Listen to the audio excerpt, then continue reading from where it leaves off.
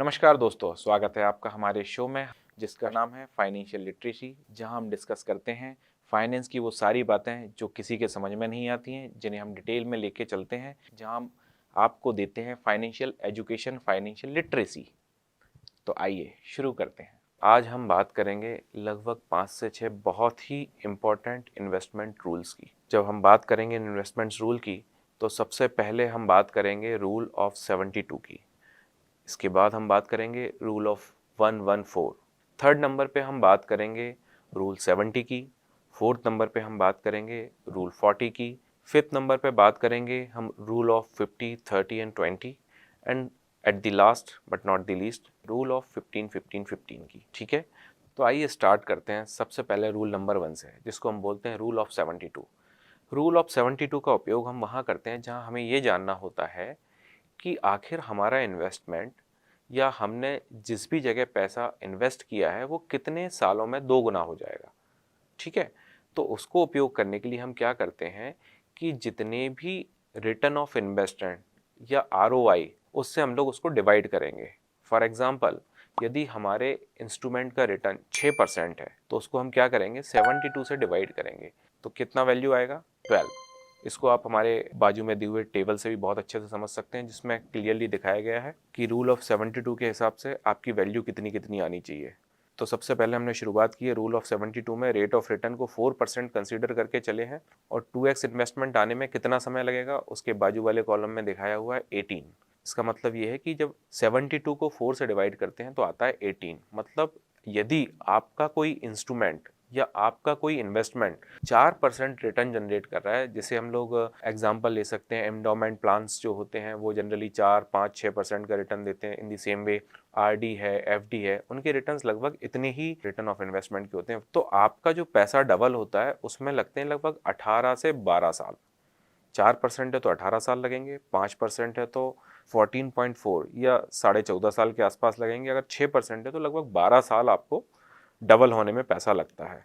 इस टेबल से आप क्लियरली देख पाएंगे कि यदि ऐसे इंस्ट्रूमेंट जिनके रिटर्न्स 15% से लेके 20% तक हैं, वहाँ आप देखेंगे कि आपके जो 2x इन्वेस्टमेंट हो रहे हैं वो लगभग हो रहे हैं 4.8 ईयर्स से लेके 3.6 ईयर्स तक। इससे ये समझ में आता है कि यदि आपका पैसा, आपकी सेविंग्स, आपकी मेहनत की पैसा यदि ऐसे इंस्ट्रूमेंट में लगाते हैं जिनका रिटर्न लगभग 12% के ऊपर है, तो आपका जो पैसा है वो बहुत जल्दी डबल हो जाता है। चलिए अब हम बात करते हैं रूल नंबर 2, रूल ऑफ 114। इस रूल का उपयोग करके हम ये समझते हैं कि हमारा किया गया इन्वेस्टमेंट कितने सालों में 3 गुना हो जाएगा। जैसे हमने रूल ऑफ 72 में समझा कि हमारा किया गया इन्वेस्टमेंट कितने सालों में 2 गुना हो जाएगा, उसी तरह से हम समझते हैं कि हमारा किया गया इन्वेस्टमेंट कितने सालों में 3 गुना हो जाएगा, 3x हो जाएगा या ट्रिपल हो जाएगा। राइट, उसके लिए भी हम सेम फार्मूला यूज़ करते हैं। हमारा रेट ऑफ रिटर्न या तो एफडी से आ रहा है, आरडी से आ रहा है, एंडोमेंट प्लान से आ रहा है, या फिर आपने किसी डेट फंड में लगाया हुआ है, या आपने शेयर मार्केट में लगाया हुआ है। वो सारा पैसा कितना रिटर्न जनरेट करके पर ईयर के हिसाब से आपको दे रहा है, उसको हम डिवाइड करेंगे 114 से। आपको स्क्रीन पे एक टेबल फिर दोबारा दिख रही होगी, उस टेबल को आप क्लियरली देख के समझ सकते हैं कि यदि आपका इंस्ट्रूमेंट या आपका इन्वेस्टमेंट 4% का रिटर्न देता है तो 3 गुना होने में आपके पैसे को लगता है लगभग 28.5 साल, मतलब 28.5 साल में आपका पैसा 3 गुना होता है। जबकि यदि आपका इन्वेस्टमेंट का रिटर्न लगभग 10% है तो आपका जो पैसा है लगभग 11.5 साल में 3 गुना होता है। और वहीं यदि आपके इन्वेस्टमेंट का रिटर्न 15 साल का है तो आप देख सकते हैं कि ये बहुत ही जल्दी 3 गुना हो जाता है। लगभग 7.5 साल में, 7.6 ईयर्स में आपका पैसा जो है लगभग 3 गुना हो जाएगा। और यदि भाग्य अच्छा रहा, आपके इन्वेस्टमेंट शेयर मार्केट में या म्यूचुअल फंड्स में बहुत अच्छे रहे और उनका रिटर्न लगभग 20% आता है, तो आप देखिए कि आपका पैसा लगभग 5.7 ईयर्स में 3 गुना हो जाता है। तो ये सारे रूल्स का उपयोग जब भी हम इन्वेस्टमेंट का प्लानिंग कर रहे होते हैं, या जब हम ये डिसीज़न ले रहे होते हैं कि हमें किस तरह के इंस्ट्रूमेंट्स में या किस तरह के इन्वेस्टमेंट की जगह पे हमारा पैसा लगाना चाहिए, तब ये रूल्स का हमें ज़रूर ज़रूर ज़रूर उपयोग करना चाहिए। अब हम समझते हैं रूल नंबर 3, ये जिसे हम बोलेंगे रूल ऑफ 70। रूल ऑफ 70 का उपयोग हम वहाँ करते हैं जहाँ पे हमें ये देखना होता है कि हमारा इन्वेस्ट किया हुआ पैसा ड्यू टू इन्फ्लेशन या महंगाई दर की वजह से कितने दिनों में आधा हो जाता है। उसे समझने के लिए हम लोग उपयोग करते हैं रूल ऑफ 72, जिसको हम एक एग्जाम्पल से समझेंगे कि यदि आपने 10 लाख रुपए का इन्वेस्टमेंट किया, आपका पैसा बढ़ के 50 लाख रुपए हो गया अगले 10 सालों में, ठीक है, लेकिन एक्चुअली उन 50 लाख की वैल्यू 10 साल बाद कितनी रहेगी उसको जानने के लिए हम यूज करते हैं रूल ऑफ 70। तो कैसे करेंगे? यदि हमारा इन्वेस्टमेंट 50 लाख हो गया है और महंगाई दर लगभग 7% के हिसाब से बढ़ी है, तो 70 को हम डिवाइड करेंगे 7 से, तो 70 divide by 7 will come out to be 10। तो इसका मतलब ये हुआ कि अगले 10 सालों में आपके पैसे की वैल्यू आधी रह जाएगी। इसका मतलब क्या हुआ कि जो हमने इन्वेस्टमेंट 10 लाख रुपए किया था वो 10 सालों में जो हमारा 50 लाख रुपए हुआ उसकी value due to inflation 25 lakh के बराबर हो जाएगी। So this is the way we calculate our inflation effect on our investments, on our savings. बाजू में आपको जो टेबल दिख रहा होगा उससे आप समझ सकते हैं कि यदि इन्फ्लेशन की वैल्यू अलग अलग सालों में अलग अलग रहती है तो उसका एवरेज इफेक्ट हमारे पास कैसा आता है। यदि इन्फ्लेशन लगभग 4% रहता है तो हमारे इन्वेस्टमेंट की वैल्यू लगभग 17.5 सालों में आधी रह जाती है। और वहीं यदि आपके इन्फ्लेशन की वैल्यू अगर 7% के आसपास रहती है तो लगभग 10 सालों में आपके इन्वेस्टमेंट की वैल्यू हाफ हो जाती है। यहीं यदि इन्फ्लेशन या महंगाई दर 10% के आसपास रहती है तो आपके इन्वेस्टमेंट की टोटल वैल्यू लगभग 7 सालों में ही आधी रह जाती है। और वहीं यदि इन्फ्लेशन जैसा कि हमारी कई कंट्रीज में बहुत ज़्यादा है, लगभग 15 से 20% के आसपास का इन्फ्लेशन चल रहा है, तो वहाँ की कंडीशन बहुत ख़राब है। वहाँ पे जो भी लोगों ने इन्वेस्टमेंट किया हुआ है उसकी वैल्यू लगभग 3 या 4 सालों में ही आधी रह जाती है। बट हमारे यहाँ गवर्नमेंट ऑफ इंडिया की कोशिश रहती है कि इन्फ्लेशन कम से कम रहे और रिटर्न ज़्यादा से ज़्यादा रहे। गवर्नमेंट ऑफ इंडिया, आरबीआई दोनों मिलकर ये हमेशा से कोशिश करते हैं कि our inflation should be less than 4%, और वो उसी को लाने के लिए सारी मॉनेटरी पॉलिसी, इन्फ्लेशन को कंट्रोल करने के लिए वो इंटरेस्ट रेट कट डाउन करना या बढ़ाना, ये सारे काम उसी के बेसिस पे होते हैं। उसी के बेसिस पे हमारी repo rate and reverse repo rate decide होती है। So it is very important कि आप अपने इन्वेस्टमेंट को जब भी करें तो ये फिगर ज़रूर देखें कि इस वक्त हमारा इन्फ्लेशन कितना चल रहा है। उससे आपको अंदाज़ लगेगा कि हमारे इन्वेस्टमेंट की वैल्यू कितने दिनों में हाफ हो जाएगी। रूल नंबर 4, जिसे हम बोलेंगे रूल ऑफ 40। रूल ऑफ 40 का मतलब होता है कि टोटल इनकम का 40% हमें किस तरह से यूज़ करना चाहिए, राइट।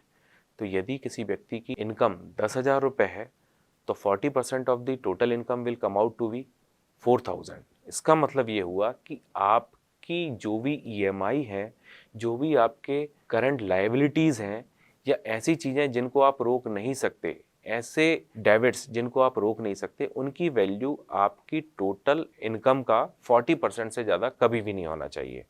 यदि किसी व्यक्ति की आय 1 लाख रुपए है तो उसकी ईएमआई कभी भी 40,000 रुपये से ज़्यादा नहीं होना चाहिए। ये बताता है हमें रूल ऑफ 40। अब हम डिस्कस करेंगे next rule, rule of 50, 30 and 20।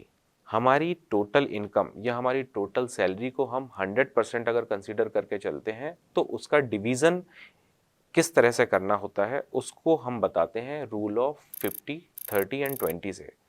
पहले 50 का मतलब होता है कि आपका सारा खर्च आपकी सैलरी से आधा होना चाहिए।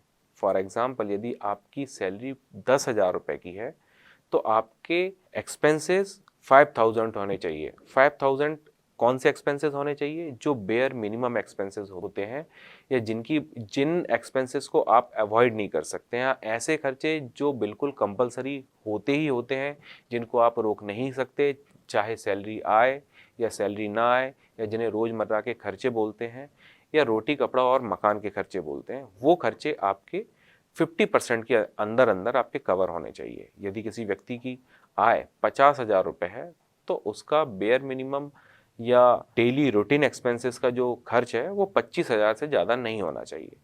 अगले 30 का मतलब होता है कि जो बचा हुआ 30% ऑफ दी सैलरी है उसको हमें कैसे प्लान करना चाहिए। तो जो नेक्स्ट 30% है उसको हम हमारे खर्चों के लिए नहीं रखते, वो हम इंसिडेंटल एक्सपेंसेस के लिए रखते हैं। इंसिडेंटल एक्सपेंसेस, सपोज करो कभी गेस्ट आ गए, कभी आपका घूमने जाने का मन कर गया, या आपके कोई शौक़ हैं जिनके लिए आप खर्च करते हैं।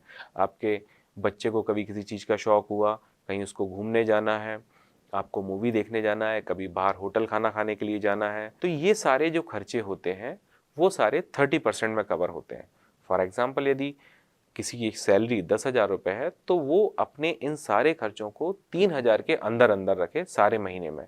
या फिर 1,00,000 रुपये वाले व्यक्ति की सैलरी की अगर हम बात करते हैं, तो वो अपने इन सारे खर्चों को लगभग 30,000 रुपये के अंदर अंदर रखे, या जिसे हम पर डे के हिसाब से बाइफरकेट करें तो 1,000 रुपीज़ के पर डे के ऊपर उस व्यक्ति का इंसिडेंटल एक्सपेंसेस नहीं होना चाहिए।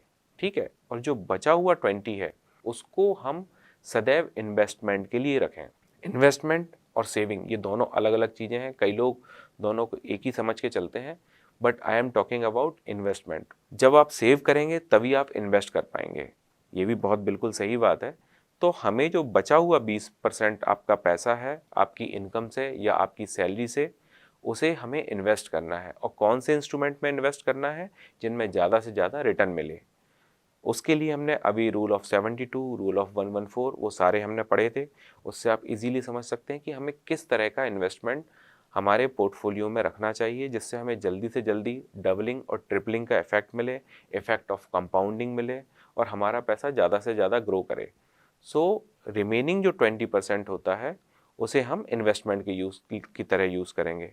अब कई लोग बोलेंगे कि पहले हमें क्या करना चाहिए, तो हमें सबसे पहले हमारा इन्वेस्टमेंट पार्ट, जिसे हम 20% बोल रहे हैं, उसको अलग कर देना चाहिए।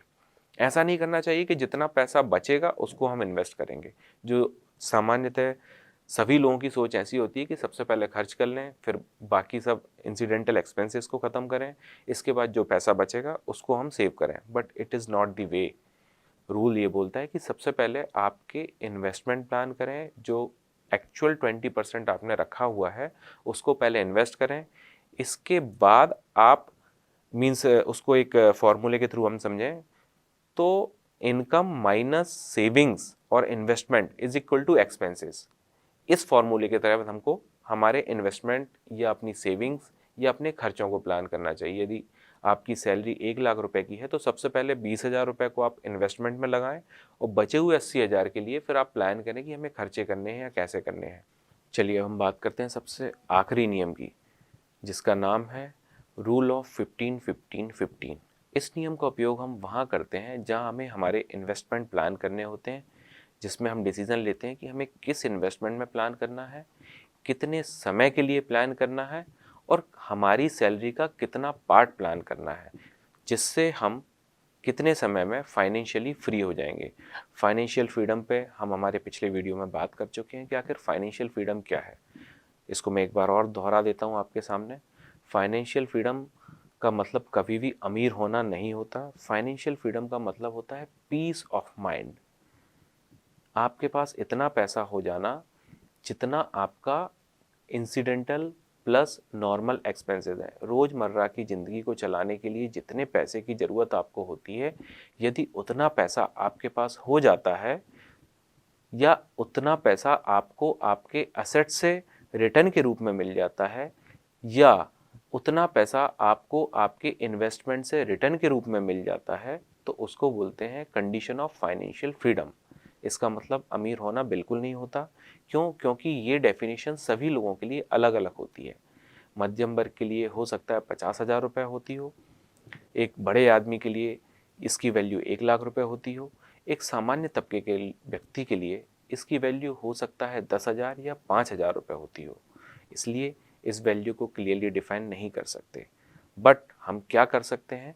हम प्लान कर सकते हैं कि हमारी इनकम का कितना परसेंट कितने सालों के लिए किस टाइप के इंस्ट्रूमेंट में अगर इन्वेस्ट करें तो हम लोग फाइनेंशियल फ्रीडम अचीव कर पाएँ। उसी के लिए ये नियम होता है रूल ऑफ 15-15-15। इसमें पहले 15 का मतलब होता है कि 15% ऑफ योर इनकम, या वी कैन से कि 15% ऑफ योर इनकम। तो सबसे पहले यदि किसी व्यक्ति की आय 10,000 रुपये है तो उसकी 15% कहलाएगा 1,500 रुपये। और किसी व्यक्ति की आय यदि 50,000 रुपये है तो उसका 15% कहलाएगा 7,500 रुपये, और यदि किसी व्यक्ति की आय लगभग 1 लाख रुपए है तो उसका 15% कहलाएगा 15,000 रुपये। तो ऐसे हमने 3 कैटेगरीज में अलग अलग लोगों की आय वर्ग के हिसाब से समझा। तो ये तीनों लोग यदि अपनी आय का 15% इन्वेस्ट करते हैं कितने सालों के लिए, जिसकी वैल्यू है 15, सेकंड 15 का मतलब है नंबर ऑफ ईयर्स, यदि वो लोग अपना 15% 15 साल के लिए इन्वेस्ट करते हैं, और थर्ड 15 का मतलब होता है कि ऐसे इंस्ट्रूमेंट जिनका रिटर्न 15% आता है, या ऐसे जगह ऐसे असेट्स वो लेते हैं जिनसे उन्हें 15% का रिटर्न जनरेट होता है, उसको हम बोलेंगे लास्ट 15। तो इसका मतलब क्या हुआ कि आपकी इनकम का 15% यदि आप 15 साल के लिए ऐसे इंस्ट्रूमेंट में इन्वेस्ट करते हैं जिसका रिटर्न 15% प्रति ईयर के हिसाब से है, तो आप अगले 15 सालों में लगभग फाइनेंशियली फ्री हो जाते हैं। इसमें एक कंडीशन और भी आती है, यदि आप अपनी 15% की इनकम आज की कंसीडर कर रहे हैं, तो यदि किसी की आय आज 10,000 रुपये है तो आई एम नॉट श्योर कि वो उसकी आय सदा अगले 15 साल के लिए भी 10,000 रुपये ही। लेकिन धीरे धीरे जिस तरह से आय बढ़ती है, यदि कोई व्यक्ति अपनी आय के साथ अपनी प्रेजेंट आय का या अपनी प्रेजेंट इनकम का 15% देगा, तो ये जो इन्वेस्टमेंट हम लोगों ने कंसिडर करके चले हैं, 10,000 रुपये के हिसाब से 1,500 रुपये, 50,000 रुपये के हिसाब से 7,500 रुपये, और 1 लाख की इनकम वाले के लिए 15,000 रुपये, ये कभी भी कांस्टेंट नहीं रहेंगी, क्योंकि व्यक्ति की आय सदैव बढ़ती है। और ये मान के चलते हैं लगभग 8 से 10% के हिसाब से व्यक्ति की आय हर साल बढ़ती है। तो यदि कोई व्यक्ति अपनी आय का हर साल 10% अपने इन्वेस्टमेंट में भी बढ़ाता है, तो वो व्यक्ति और जल्दी फाइनेंशियली फ्री हो सकता है, फाइनेंशियली इंडिपेंडेंट को और जल्दी हासिल कर सकता है। और यदि वो चाहे कि वो 15 साल तक उस इन्वेस्टमेंट के साथ लगा रहे, तो ऐसे केस में उसकी वैल्यू आफ्टर 15 ईयर्स लगभग 1.5 से 1.25 गुने के हिसाब से लगभग उसका इन्वेस्टमेंट का रिटर्न बनता है। तो वो और अच्छी तरीके से फाइनेंशियली फ्री हो जाता है। तो ये था हमारा रूल 15-15-15। यदि आपको ये वीडियो अच्छा लगा हो, लाइक बटन पे क्लिक करें, तो सब्सक्राइब करें, और डेफिनेटली अपने फैमिली एंड फ्रेंड्स के साथ भी हमारा वीडियो शेयर करें। इस शो को देखने के बाद यदि कोई भी डाउट, आपको कोई शंका हो, तो आप हमें हमारी वेबसाइट पे पिंग कर सकते हैं financialfreedom.net.in। आप हमें हमारे दिए हुए मोबाइल नंबर पे व्हाट्सअप भी कर सकते हैं और कॉल भी कर सकते हैं। आप चाहें तो हमें मेल भी कर सकते हैं। Thank you.